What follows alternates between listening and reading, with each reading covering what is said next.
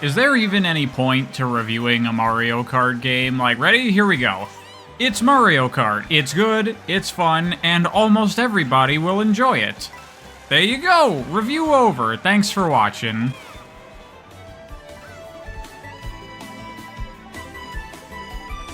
But no, seriously, actually talking about Mario Kart World, to be honest, I'm a little bit mixed on it. I do like it. I think it's a really fun game. I'm definitely going to keep playing it quite a bit. However, there are a number of things about it that I don't love, and I feel like if you just adjusted them a little bit, then this could easily become my favorite Mario Kart game. Let's start on the core gameplay. I really like it. Obviously, it's got all the traditional hallmarks you expect for Mario Kart, but the changes and additions that they've made to the formula here I think are all really fantastic.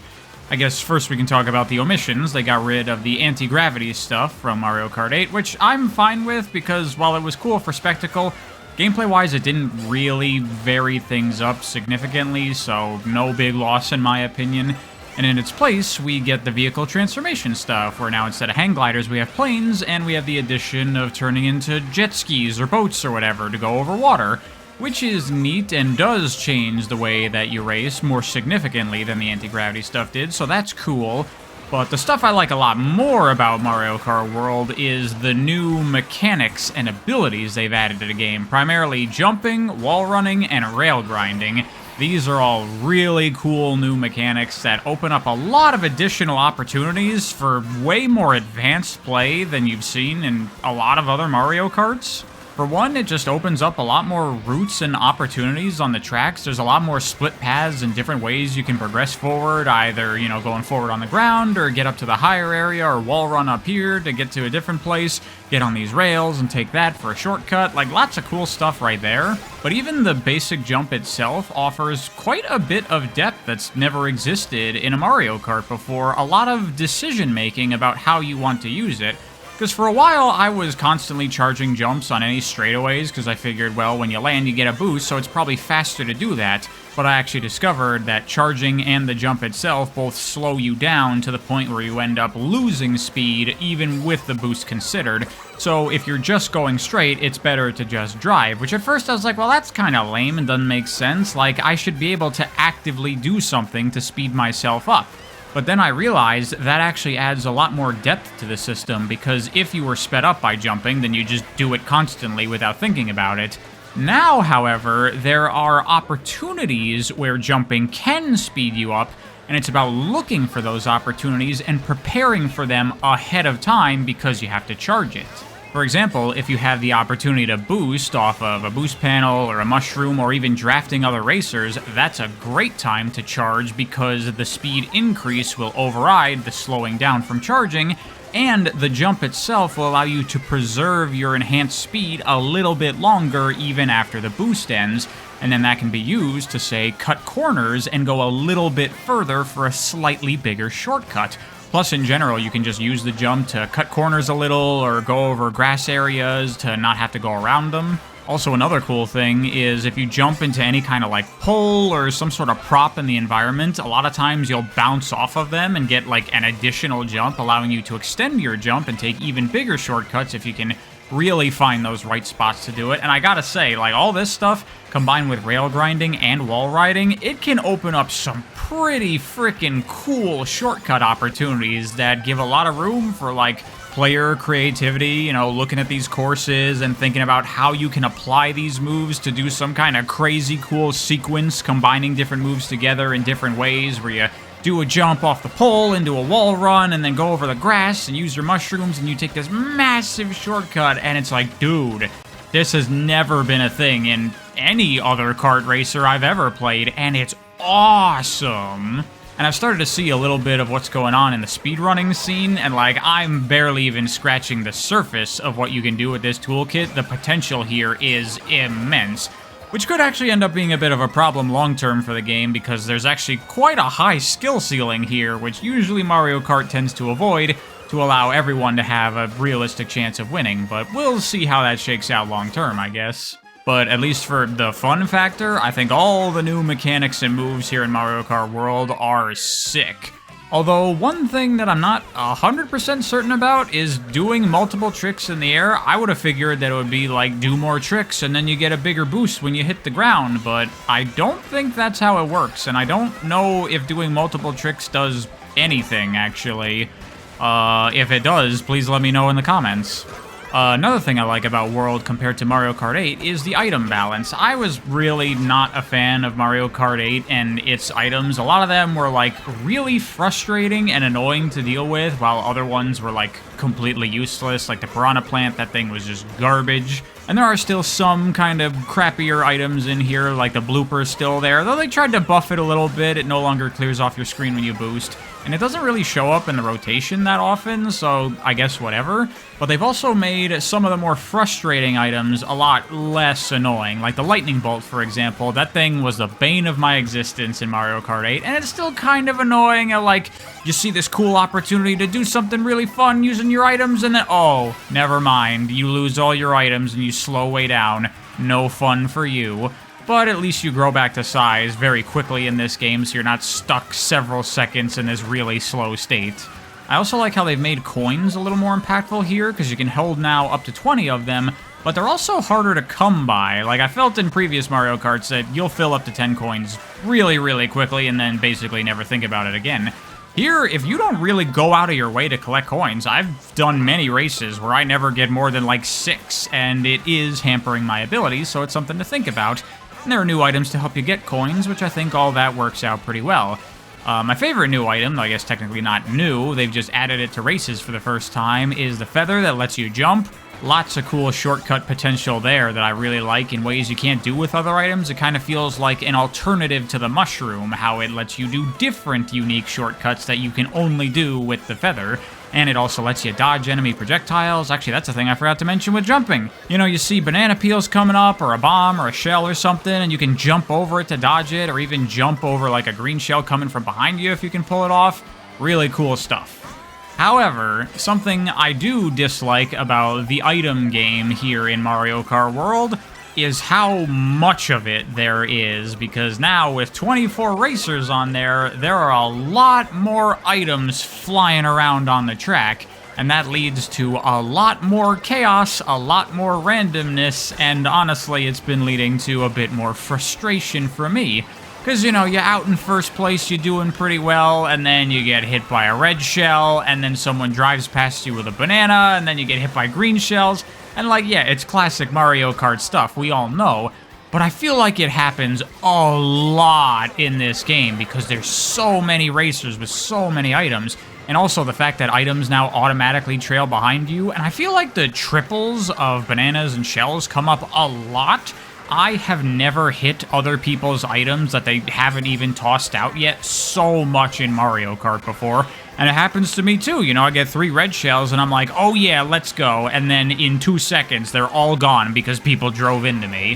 Things are really cramped in Mario Kart World, and it does lead to a little bit of annoyance in my opinion. And of course, you know, you got the traditional Mario Kart item bullshit, where sometimes I'm starting to feel like maybe trying to win the race is not the way to win the race, because a lot of times when I do find myself winning, it's because I'm a little further back and it's just items that win the race for me, which almost makes it feel like everything I'm actually doing to try to win the race is inconsequential, but it's still fun. That's what Mario Kart kinda is. I don't know. Obviously, this isn't a new thing for Mario Kart, but I'm feeling it a lot more in this game compared to previous ones. Certainly not a big complaint or anything. I'm still having a lot of fun with the game. It's just the nature of Mario Kart. And as for the tracks, they are all really well designed. I think that they are all on par with the quality of track design we saw in Mario Kart 8, if not even better with all the new additional mechanics, the rails and the different routes and the wall running and the potential to use the abilities now. I feel these tracks are super duper fun to race on. Of course, it does have a little bit of tough competition against 8, because that game has 6 billion tracks at this point, but that's also after 2 consoles worth of support. I'm sure over time they're going to add tons and tons and tons of tracks to this game, and it'll be awesome. However, when it comes to tracks in this game, here's where we get to my biggest complaint, one that I'm sure many other people also share. The whole open world thing, the Mario Kart world aspect of the game, I feel is actually not very good for the racing itself. I guess for starters, the open world on its own, I really do not care for in the slightest, because outside of the tracks, it's just like a giant empty wasteland of nothingness. And there's nothing to do in this open world. There's no, like, missions or quests or a, campaign or anything like that. The only real things to do in the open world is get collectibles, and you get these little P-switch challenges you can do, but all this stuff gets you is just, like, stickers that you can put on your cart that I don't care even slightly about. And the actual act of doing all this stuff isn't especially fun, so this whole open world thing is kind of just a waste of time, in my opinion. But that's fine, I can just not do that. It at least gives you something to do when you're waiting in between the matches in the lobbies. But the thing is, the open world also ends up harming the core gameplay of Mario Kart World pretty dramatically, in my opinion. Because while I think the track design in this game is excellent, unfortunately, you only race on the tracks like 20% of the time or something like that, because one of the whole gimmicks with the open world is all the tracks exist together in one world, and during races, you go from one track to the other. Which is not actually a good thing, because the open roads between the tracks are nowhere near as interesting or intricately designed as the tracks themselves.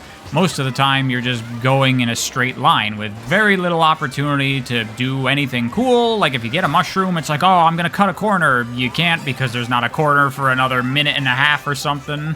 Like, it's really weird to me that they added all these new mechanics to Mario Kart that open up a lot of opportunities for skill-based play, but then the majority of what you actually race on doesn't allow you to take that much advantage of these new mechanics. Really, because it's so simple and straight, these open road sections just feel like an item nightmare, which is okay and fun in its own way, but it feels like I'm not getting enough, like, core traditional Mario Kart racing, and by the time you get to the actual track itself, you only do one lap on it, so it feels like you barely even got to race on the track that people selected that they wanted to race on, you know? At least there is kind of a workaround to this when you're playing online. When you get the opportunity to pick your tracks, you can see there's like arrows pointing to the different things when they're nearby, and that means you're gonna do like the transit between the two tracks. But if you pick random, or there's a track that's like way off somewhere else in the open world, then you'll just go to that track and do a 3-lap race on it, which is much preferred. So it's gotten to the point where I only ever pick random or a faraway track, and just pray that the RNG is going to give us that. And that's increased the amount of normal races I do in this game a bit, but I'm still generally not a fan of it. Something I do like is that as a YouTuber, when I stream the game, I can play with my fans, and then we can all coordinate and like pick whatever tracks we want, so we can do more traditional 3-lap races. But that's an option that's not going to be available to everybody. And what I find especially strange about this whole choice is that while I don't find racing between the tracks works very well in traditional races, I think it works incredibly well for Knockout Tour. Here is where that design really excels, because now you get one giant race across the open world going from track to track to track, and here it does still feel like an item nightmare, but that ends up being a lot more fun when it's this desperate fight for survival. You're doing whatever you can to not be in the last couple of places, but in the last couple of places, that's also where you get the best items to push you forward, so you're constantly moving back and forth in the pack and trying not to be in the back when you get to that next checkpoint, and it's like really, really fun. And as you get further and further into the race, the tension really ramps up, and here I feel that when you get to the end and you do one lap on an actual racetrack, it works, because now it feels like the epic finale to this big gauntlet of a race you've been doing. Knockout Tour is where I feel the open world actually pays off in a meaningful way in this game, because if it wasn't for this, I'd say this entire thing was a waste of time and they should have just made a traditional Mario Kart. But I cannot deny that this mode is incredibly fun, and in my opinion, a much better fit for the in-between races. I would say Knockout Tour is the place to do that, and traditional races should just be traditional 3-lap races, or at the very least, I hope they add an option for which kinds of races you want to do when you're playing online. Speaking of playing online, the online in this game works really well. I've not really had any major issues with it. You know, a couple of times you'll see people teleporting around here and there, but feels good, and I'm really surprised at how accurate it feels, like where the other racers are when you bump into them. Like, what it looks like is happening is exactly what's happening, which is nice. Haven't had any major issues with lag or anything like that, though I do wish that it was a little bit better with, like, playing with your friends, because the game has no party system, so if you want to get in a group with your friends and play online with randos, then you just have to have someone join a random public game and then everyone else join on them. But that usually means that the first player to join is going to do a race before everyone else gets in, or it might fill up, and then you have to find another lobby, and it's just annoying. And I've heard people have had issues even getting to play Knockout Tour in that way whatsoever, so it'd be a lot better if you could, like, get all in a party together and then queue up online for races to all get in the same game at once.